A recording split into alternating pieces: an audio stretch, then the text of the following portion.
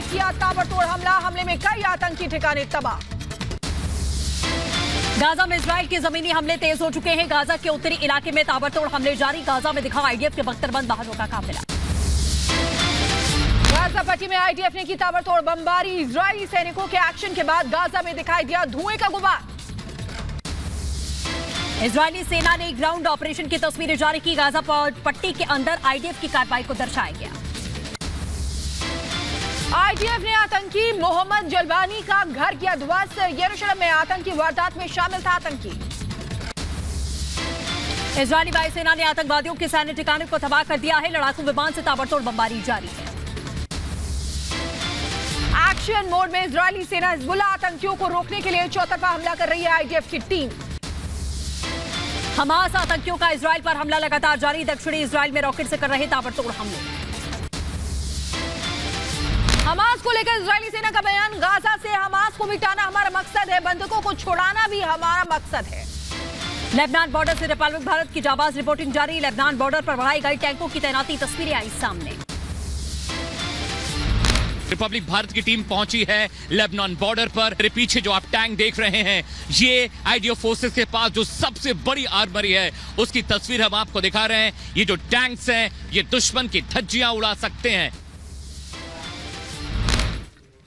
Central Gaza में Israeli सैनिकों की बड़ी कार्रवाई। आतंकियों के ठिकानों पर आईडीएफ ने की ताबड़तोड़ बमबारी। सेंट्रल गाजा में आईडीएफ ने हमास के आतंकी ठिकानों को ध्वस्त किया। बख्तरबंद बुलडोजर के जरिए ठिकानों को तबाह कर दिया गया। यरूशलेम के शुआफात शिविर पर इजरायली सैनिकों ने बोला धावा। आतंकी कब्जे वाले इलाके पर किया कब्जा। गाजा पट्टी में आईडीएफ का ग्राउंड ऑपरेशन तेज। इजरायली सैनिकों ने आतंकी ठिकानों को तबाह कर दिया। गाजा पट्टी में इजरायली सैनिकों की मुस्तैदी। ग्राउंड ऑपरेशन को लेकर आईडीएफ ने ताबड़तोड़ चलाया अभियान। आईडीएफ ने आतंकियों पर किया ताबड़तोड़ प्रहार। आतंकवादियों की विस्फोटक सामग्रियों को भी जब्त किया। वेस्ट बैंक के कालकलिया शहर में इजरायली सेनाओं ने की ताबड़तोड़ गोलीबारी। आईडीएफ ने आतंकियों को बनाया निशाना। इजरायली सैनिकों ने कलकिया शहर पर धावा बोला। आतंकी ठिकानों को लेकर चलाया गया सर्च ऑपरेशन। वेस्ट बैंक के कलकिया में आतंकी अड्डों पर आईडीएफ ने किया हमला। इजरायली सैनिकों ने आतंकी साले दाऊद को उसके घर से किया गिरफ्तार। गाजा पट्टी में इजरायली सेना का बड़ा ऑपरेशन। आईडीएफ ने 9 आतंकियों को ढेर किया। जबालिया कैंप के पास में छिपे थे सभी आतंकी।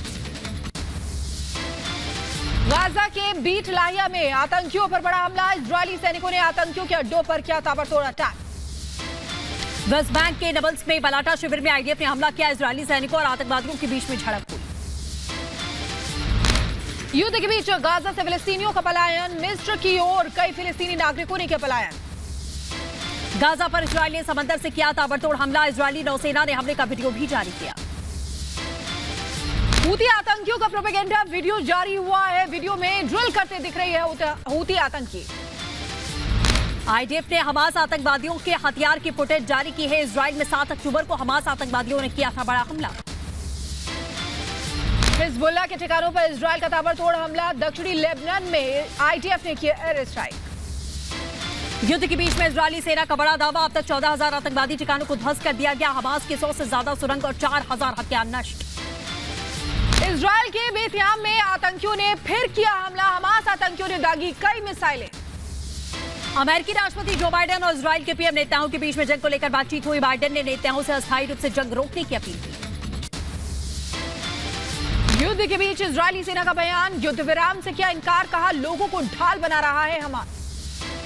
पीएम मोदी ने बिना नाम लिए नीतीश पर साधा निशाना। कहा कितना नीचे गिरेंगे। गठबंधन के बड़े नेता ने विधानसभा में महिलाओं का अपमान किया।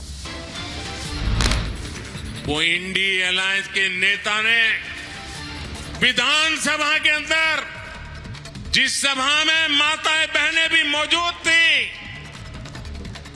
कोई कल्पना नहीं कर सकता है ऐसी भाषा में बद्दी बातें की। बिहार विधानसभा में नीतीश ने बयान पर दी सफाई। कहा मैं खुद अपनी निंदा करता हूं, अपने बयान पर शर्मिंदा हूं। अगर मेरी किसी बात को लेकर के तकलीफ हुई है तो मैं अपनी बात को वापस करता हूं और मैं अपनी निंदा करता हूं। विधानसभा में दिए गए बयान पर नीतीश कुमार ने माफी मांगी। जनसंख्या को लेकर भी अभद्र टिप्पणी की गई थी। वापिस करता हूं इन सब बातों का। अगर इसको हमने यूं ही कुछ बात कहा और उसको लेकर के इतनी निंदा हो रही है, तो मैं भाई देखिए, अगर मेरी कोई बात कहना गलत था तो मैं इसके लिए माफी मांगता हूं। नीतीश के बचाव में राबड़ी देवी का बयान। बोली नीतीश के मुंह से गलती से निकला बयान। नीतीश ने बयान पर माफी मांगी। ऐसा बात मुंह से कर गया, गलती से कर गया, इसके लिए माफी मांगी। सदन चलने देना चाहिए। सदन चलने देना चाहिए। अब खुद माफी मांगे हैं उनका। बाद में पछतावा है कि कैसे गलती से कर। नीतीश के अभद्र बयान पर एनसीडब्ल्यू की अध्यक्ष रेखा शर्मा का बयान। कहा नीतीश के खिलाफ में एक्शन ले स्पीकर। नीतीश ने गंदी भाषा का प्रयोग किया। केवल माफी मांगना एक उसका उपाय नहीं है। स्पीकर को, बिहार असेंबली स्पीकर को उनके अगेंस्ट एक स्टेप लेना चाहिए, एक्सपंज करने चाहिए उनके डायलॉग। सुशील मोदी का नीतीश कुमार पर हमला। कहा नीतीश अपने होश में नहीं है। नीतीश को देना चाहिए इस्तीफा। मुख्यमंत्री के पद पर बने रहने लायक नहीं है। अब मुख्यमंत्री को इस्तीफा दे देना चाहिए और किसी अति पिछड़े को मुख्यमंत्री घोषित कर और उनको कोई और काम करना चाहिए। और महिलाओं के बारे में जिस प्रकार की टिप्पणी कर रहे हैं, ये उनके मानसिक दिवालियेपन को दर्शाता है। नीतीश की अभद्र टिप्पणी पर असदुद्दीन ओवैसी ने साधा निशाना। कहा विधानसभा में ऐसी बातें बोलना शर्मनाक है। वो एक प्रदेश के मुख्यमंत्री हैं, वजीर आला हैं, और वहाँ पर वो इस तरीके से, जिस तरीके से उन्होंने कहा है, बिल्कुल ही एक वल्गर किस्म की लैंग्वेज थी। नीतीश कुमार के इस्तीफे पर अड़ी बीजेपी नेता प्रतिपक्ष विजय कुमार सिन्हा का बयान। कहा नीतीश कुर्सी संभालने के योग्य नहीं है। हमारी मां बहनों को इस तरह से सदन के अंदर शर्मसार करना, जो पूरा देश देखा है। माननीय मुख्यमंत्री जी कहीं न कहीं मेमोरी लॉस हो चुके हैं, उस पद के योग्य नहीं है। विधानसभा में सीएम नीतीश के बयान पर मचा बवाल। विपक्ष ने मांगा इस्तीफा। हमलावर हुए शहजाद पूनावाला ने कहा सुशासन बाबू बेकाबू बाबू बन चुके हैं। नीतीश बाबू आज सुशासन बाबू नहीं, बेकाबू बाबू बन चुके हैं। जिस प्रकार की ओछी, निम्न स्तर की, घटिया और महिला विरोधी टिप्पणियां नीतीश बाबू ने, वो भी विधानसभा के पटल पर की है, एक निम्न स्तर मानसिकता का परिचय है।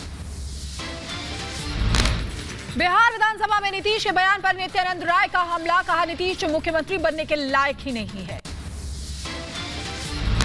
जो अपने लोकतांत्रिक अधिकार के तहत वह राज्य सरकार से डिमांड के लिए गई थी, यह बहुत घोर अन्याय है। यह सरकार ऐसी है जो विधि व्यवस्था को चौपट कर रखी है। बिहार की जनता उसको देख रही है। भारतीय जनता पार्टी उसको बर्दाश्त नहीं करेगी। विधानसभा में नीतीश कुमार के बयान पर शक्ति सिंह यादव का बयान। बोले बीजेपी नीतीश के बयान को बना रखी मुद्दा। वो शिक्षा के बारे में बात करना चाहते थे। माननीय मुख्यमंत्री नीतीश कुमार जी के वक्तव्य को भाजपा गलत दिशा देना चाह रही है। जानबूझकर ये शब्द का प्रयोग नहीं किया है, ये अनायास ये शब्द निकल गए हैं। नीतीश के बयान पर बिहार के मंत्री विजय चौधरी का बयान। बोले नीतीश ने अपना बयान वापस लिया है। वो समंदर में आई कमी का उदाहरण दे रहे हैं। एक मौका परस्ती के तहत ये तिल का ताड़ बनाना जिसको कहते, तो मुख्यमंत्री ने स्वयं आगे बढ़कर कह दिया, तो हम न सिर्फ बयान वापस लेते हैं बल्कि हम खेद प्रकट करते हैं। बिहार विधानसभा में विपक्ष का जोरदार हंगामा। नीतीश की अभद्र टिप्पणी को लेकर विधानसभा में विपक्ष का हंगामा। नीतीश कुमार के बयान पर बिहार विधानसभा में जोरदार हंगामा। विपक्ष ने की नीतीश के इस्तीफे की मांग। बिहार के पटना में महिलाओं ने नीतीश के खिलाफ में जोरदार प्रदर्शन किया। अभद्र टिप्पणी को लेकर जमकर नारेबाजी की गई। नीतीश कुमार के खिलाफ लोगों में आक्रोश। सड़क पर नीतीश का पुतला जलाकर जताया विरोध। बैनर पोस्टर के साथ सड़क पर उतरे लोग। दिल्ली में बिहार भवन के बाहर बीजेपी का जोरदार प्रदर्शन। नीतीश के बयान के खिलाफ में एकजुट हुए कार्यकर्ता जमकर नारेबाजी की। बिहार के पटना में आंगनबाड़ी कर्मियों का जोरदार प्रदर्शन, अपनी मांगों को लेकर किया जोरदार प्रदर्शन। नोएडा रेपाटी में सांप और उसके जहर की सप्लाई का मामला, जेल में बंद आरोपियों की रिमांड पर कल होगी सुनवाई। नोएडा रेपाटी में सांपों की सप्लाई का मामला, वन विभाग ने सभी सांपों का कराया मेडिकल, कोर्ट के आदेश पर जंगल में छोड़े गए सभी सांप। 9 सांप थे, उसमें 4 सांप नॉन पॉइजनस थे, 5 सांप पॉइजनस थे जो कोबरा प्रजाति के थे। इनमें सांपों में जो विष का ग्लैंड होता है यानी वेनम ग्लैंड, वो नहीं पाया गया। एल्विश यादव से पूछताछ पर नोएडा डीसीपी हरिश्चंद्र का बयान, कहा कल एल्विश से पूछे गए बेसिक सवाल आज फिर पूछताछ के लिए बुलाया गया।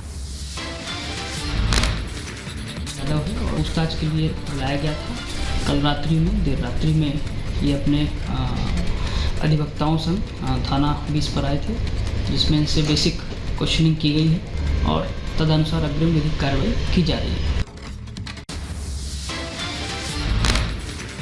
एल्विश यादव केस को लेकर बड़ा खुलासा, नोएडा पुलिस को दिल्ली राजस्थान में पार्टी के मिले सबूत, पार्टियों की सीसीटीवी फुटेज जांच कर रही है।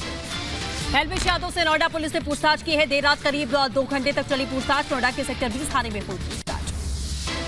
एल्विश यादव को नोएडा पुलिस ने पूछताछ के लिए दोबारा बुलाया, रेप पार्टी और सांपों के जहर के कारोबार को लेकर फिर हो सकती है पूछताछ। एल्विश केस में जांच में बड़ा खुलासा, 5 कोबरा सांपों की निकाली गई विष ग्रंथि रेप पार्टी में इस्तेमाल होने का शक है। एमपी के गुना में पीएम मोदी ने जनसभा को किया संबोधित, पार्टी कार्यकर्ताओं में भरा जोश, कहा आपकी ऊर्जा दर्शाती है राज्य में फिर बीजेपी सरकार। ये ग्वालियर चंबल का मूड ये साफ साफ बता रहा है, एक लक्ष्य को लेकर के बता रहा है। फिर एक बार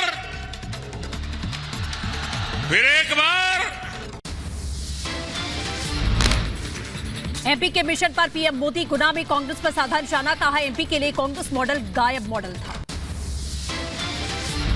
कांग्रेस ने यहां विकास का जो मॉडल विकसित किया था, अगर मुझे एक शब्द में कांग्रेस के विकास के मॉडल का वर्णन करना है तो वो मॉडल क्या था? वो मॉडल था लापता मॉडल।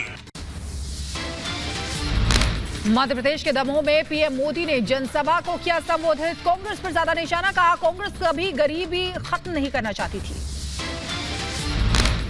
कांग्रेस कभी गरीबी खत्म नहीं कर पाई।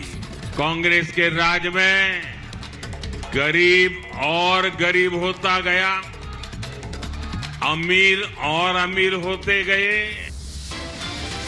चुनावी राज्य मध्य प्रदेश के रायसेन में सीएम योगी ने जनसभा को संबोधित किया, कहा एमपी में डबल इंजन की सरकार जरूरी है। जो राष्ट्र की संप्रभुता को सम्मान दे और जो हर समस्या के समाधान का मार्ग भी निकाल दे, वही नेतृत्व करने की स्थिति में होता है, उसी को नेतृत्व दिया जाना चाहिए। और इस देश से भारतीय जनता पार्टी की सरकार, डबल इंजन की सरकार मध्य प्रदेश में आवश्यक है। विधानसभा चुनाव पर सचिन पायलट का बयान, बोले राजस्थान, एमपी, छत्तीसगढ़ और तेलंगाना में कांग्रेस की होगी जीत। विकल्प लोग ढूंढ रहे हैं केंद्र में भी, और मुझे लगता है कि इस बार न सिर्फ राजस्थान में लेकिन मध्य प्रदेश में, छत्तीसगढ़ में, तेलंगाना में, हर जगह कांग्रेस पार्टी का शासन बनने जा रहा है। राजस्थान चुनाव पर केंद्रीय मंत्री गजेंद्र सिंह शेखावत का बयान, बोले हजारों लोग बीजेपी में शामिल हो रहे हैं, राजस्थान में बीजेपी की वापसी हो रही है।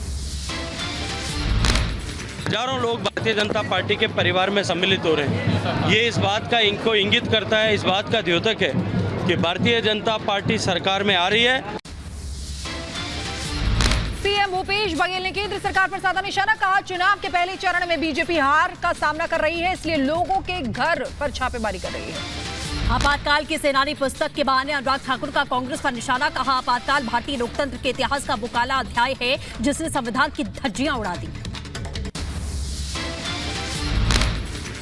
पेप्सिको के लेज का नया विज्ञापन हुआ launch, brand ambassador MS Dhoni के साथ नो लेज नो गेम अभियान शुरू हुआ है। विज्ञापन में धोनी अनोखे अंदाज में घर घर जाकर लोगों से पूछते हैं लेज चिप्स के साथ खेल देखने का अनुभव को यादगार बनाना है।